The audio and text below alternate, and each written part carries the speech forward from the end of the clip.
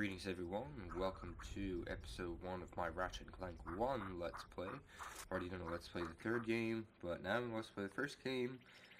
Yeah, there's a weird story behind playing out of order, but I'll leave that till later. So for now, we are going to write this file, and I'm going to shut up the first few cutscenes, of which there are several.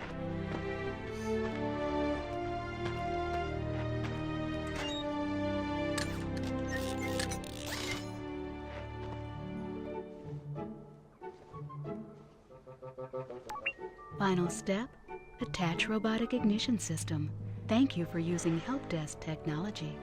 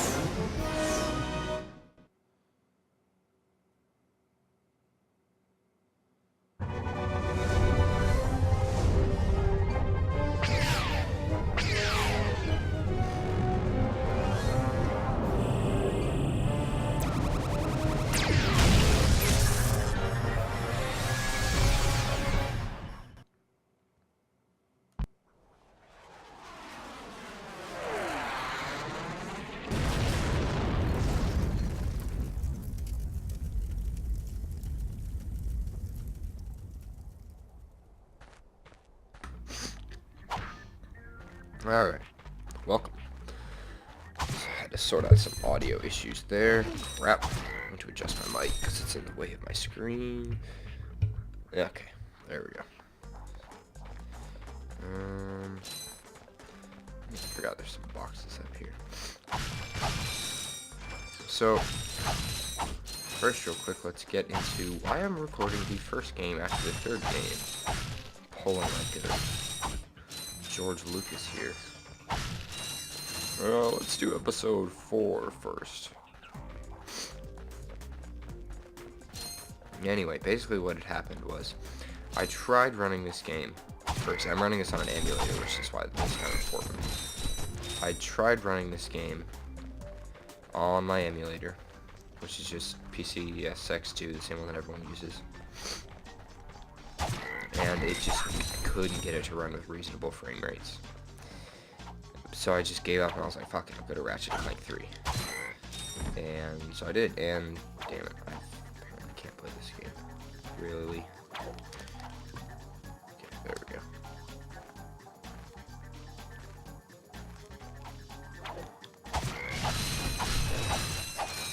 Anyway, so yeah, I went to play Ratchet and Clank 3, played through that, and then I was like, alright, I'm gonna figure this shit out. So I went back, played this game, and what do you know? I got it to work. Like, well, no, like I went back to mess with all the settings to try to play this game again. And finally, I got it to work. So it's actually, you know, keeping 60 frames a second where the emulator's not lagging. And I'm not saying 60 frames per second, anything below, I'm not saying below 60 frames per second is unplayable, it's just the way this emulator works, everything's, like the actual speed of the game is tied with the frame rate, just because of the way hardware emulation works or something like that. So, basically if you're not getting 60 frames per second, it means your game engine is lagging, meaning that you're just going to get weirdness. If you're wondering why I'm not using the bomb glove, it's because I'm out of ammo, because I had to do some audio tests.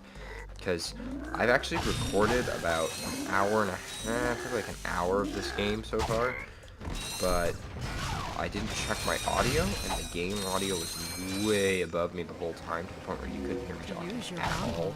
press the circle button to Sucked. equip it, and the circle button again to follow. You can So I also made sure to use get that it right in this first time. person by holding down the L1 button. And in fact, I'm probably going to do one more check in a minute just to make sure that everything's all nice and kosher to this next cutscene. Crap.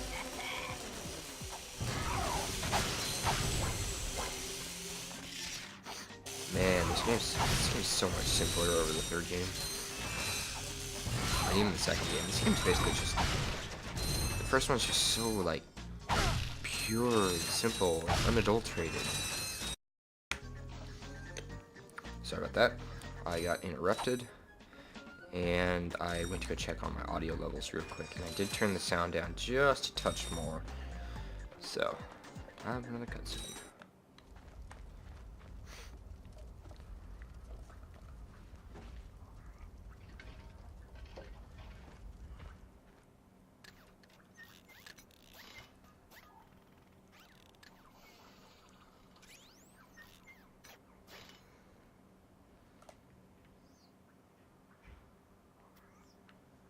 Interesting. You're quite handy with your wrench. You bet. I built that ship with it. Currently, I'm in search of someone who could be of assistance in saving the solar system. Do you know where I might find that fellow? Well, he's on the radio every week. Other than that, no. Hey, what's with all this save the solar system stuff anyway? Hello, citizens of... My race, the Blog, have a small problem. Our planet has become so polluted, overpopulated, and poisonous that we are no longer able to dwell here. But I, Chairman Drek, have a solution. We are constructing a pristine new world using the choicest planetary components available. So, what does this mean to you, you might ask? Using highly sophisticated technology, which you couldn't possibly understand, we will be extracting a large portion of your planet and adding it to our new one. Unfortunately, this change in mass will cause your planet to spin out of control and drift into the sun, where it will explode into a flaming ball of gas. But, of course, sacrifices must be made. Thank you for your cooperation. And if you don't like it, you can take your whiny, sniveling, snot-nosed populations, form a line behind me, and kiss my... We're still on? Well, turn it off, you idiot! The people on those planets are hosed. Well, good luck getting Captain Quark to help you. Actually, you could help me. If you could use your ship to take me to the coordinates contained in this infobot, I might be able to gather further information there. Even if I wanted to, I can't. I'm missing a crucial component of the ship. The robotic ignition system. How did you know that? I, sir, happen to be equipped with the latest in robotic ignition systems. My programming allows me to start any ship I choose. So, I agree to take you to this, wherever it is, and you get my ship started for me? That is what I'm proposing.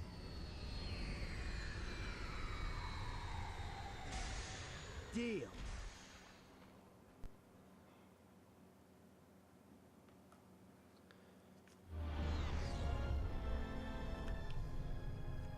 This could be a problem. Take care of it. Whoa, this is great! So that's where I've been stuck this whole time. Please return your appendages to the steering mechanism, sir. Huh? Oh, right. Sorry. Oh, and by the way, you can stop calling me sir. The name's Ratchet. Pleased to make your acquaintance, sir. You got a name? My serial number is V54296. Oops. I'll just call you Clank for short. Hang on. So you see, it would be most beneficial if your citizens were not in the city when my workers begin removing it. Preposterous! I will not stand for this. Unfortunately, you have no choice in the matter. Let's just see what Captain Quark has to say about that, my good man. I don't see what's so funny. Captain Quark could dispatch you without even breaking a sweat, you puny... You have now officially worn out your welcome and my patience. This is your last chance. Stop this madness now! Okay, wait. You're right. I will withdraw my troops. Really? No! He's all yours, gentlemen. Try not to leave any marks.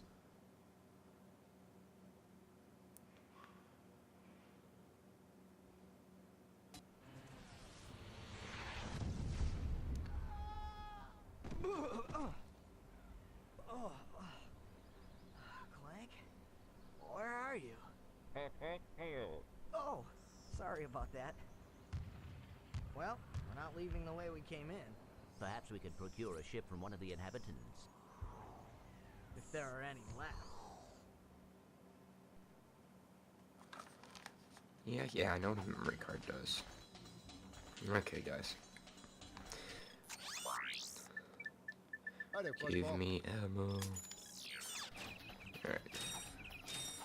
We will go this way first.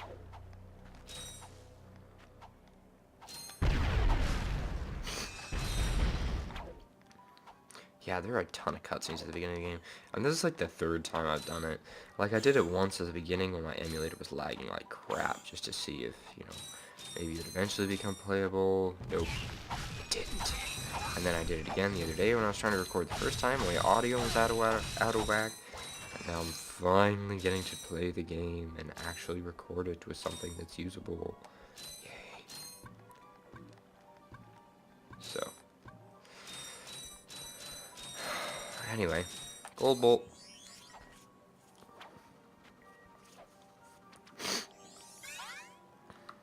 Gold bolts are like, well, there's like always a rare kind of bolt in the game.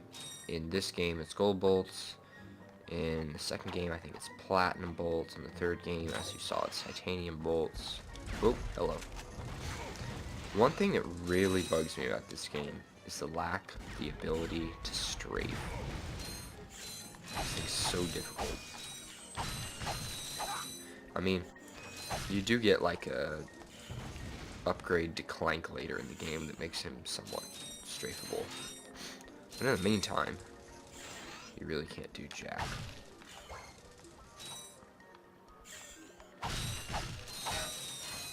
Shower me with bolts.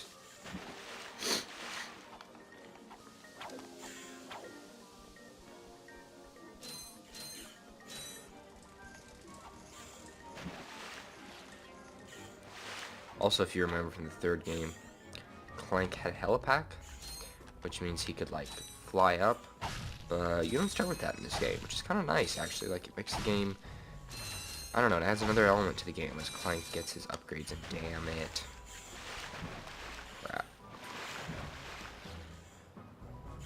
Ratchet does not do well against currents until he gets yet another Clank upgrade. Yeah, Clank gets a helipack, a hydro pack, and a thruster pack. Most of which are useful, except the thruster pack's a little iffy. I mean, it has like a niche use, but it's not really all that useful. Helipack's the most useful by far.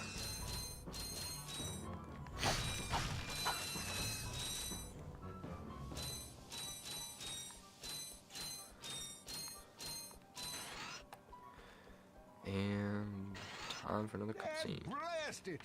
Look, plumber's crack. What did you just say? I said, look, the plumber's back. All right, wise guy. Shouldn't you be on one of them escape transports? Escape transports? Newsflash, giant robots attacking!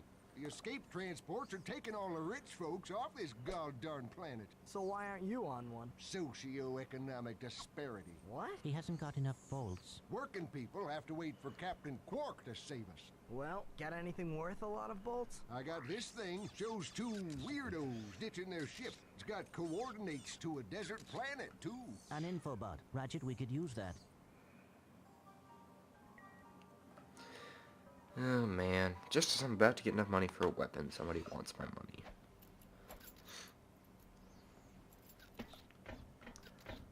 Geronimo! Did he just slide down a sewer pipe? Mayday, mayday! This is is the solar ship Radical. We seem to be under attack from the planet's surface. Relax, kid. It looks like some sort of fireworks display. Probably in your honor. Whoa! That was close. Ah! Pipe down, I can't concentrate. Oh, we've been hit! An unexpected detour. When we land, I'll see if I can scare up an exhibition for you. We're not gonna live that long. Kid, let's M-screen! Eject! Eject! Did you see that guy on the left? That was Skid McMarks. Does he know Captain Quark? I doubt it. He's a pro hoverboarder, always going off about how cool he is. Looks like he's in trouble. I'll say. I've never seen him look so freaked out. Gadgetron infobots give you coordinates for new planets. Now that you have the infobot for planet Iridia, you'll need to find a ship to get there. Really? Thanks for that one, Captain Obvious. Thump. Thump.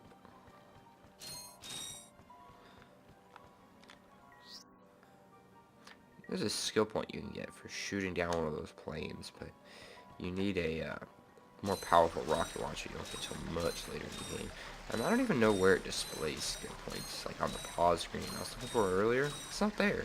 I think you have to beat the game for it to be displayed.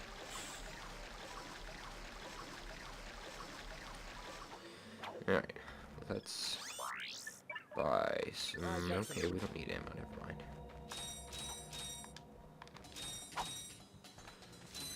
Alright, time to go through this area. So if you look at the map,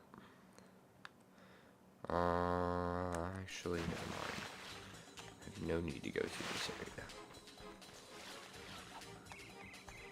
Because there's no question mark. The question mark's down there.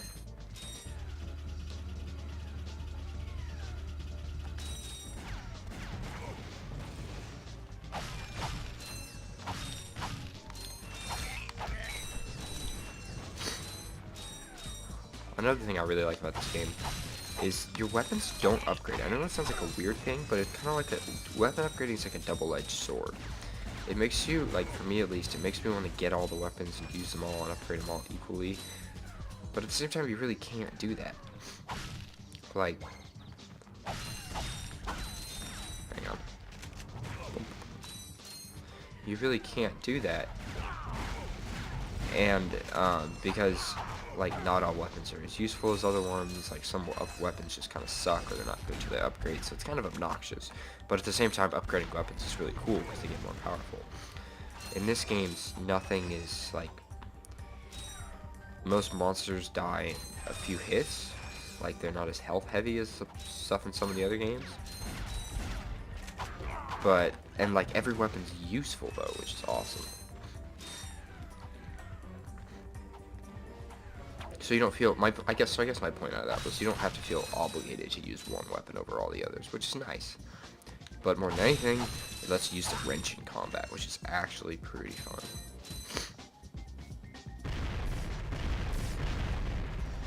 Damn it, man, if you're gonna blow up a bridge, at least do it right.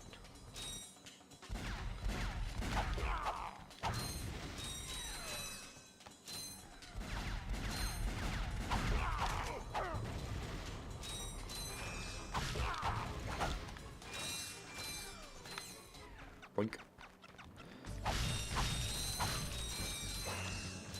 Man, I hope you guys can't see that screen tearing because it's really bad on my screen.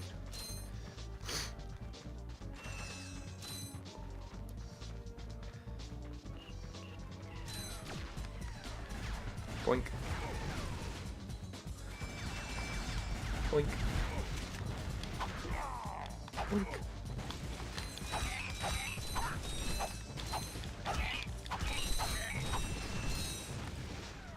All the bolts.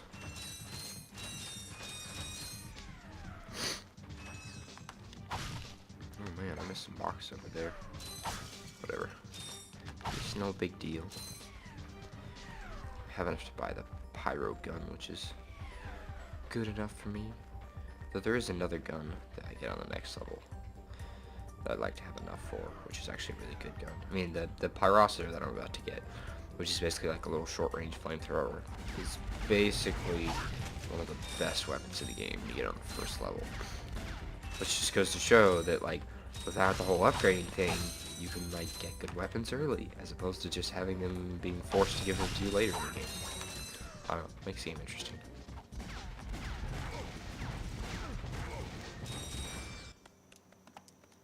Don't hurt me. Don't hurt me.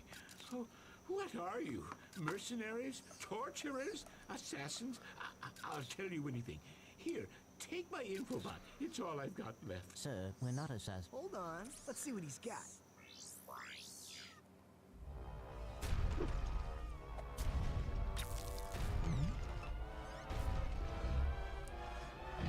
Has this ever happened to you?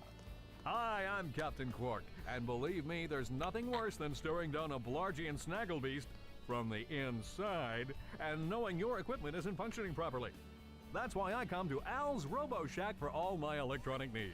Al has been the exclusive repair shop for my super electro gadgets since I was knee-high to a sand mouse. If Al can't fix it, it's not broke. Right, Al? You said it, pal. So if you're fighting crime, or just fighting grime, come to Al's RoboShack in Metropolis for all your robotic repairs. Al's RoboShack, it's Quarktastic! Do you know what this means? Yeah, Captain Quark is really sold out. No, it means Captain Quark is on Metropolis. We could tell him about this invasion. If we had a ship. What? A ship? What? You're not going to torture me? Well, as planetary chairman, I could arrange for you to borrow our courier ship. Cool. You can count on us, sir. Right. Thank you, your chairman shipliness. But Now that you have coordinates to 2 new planets, yeah.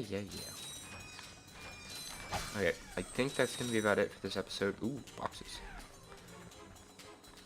Come to me. So yeah, thanks for watching, and I will see you guys next time.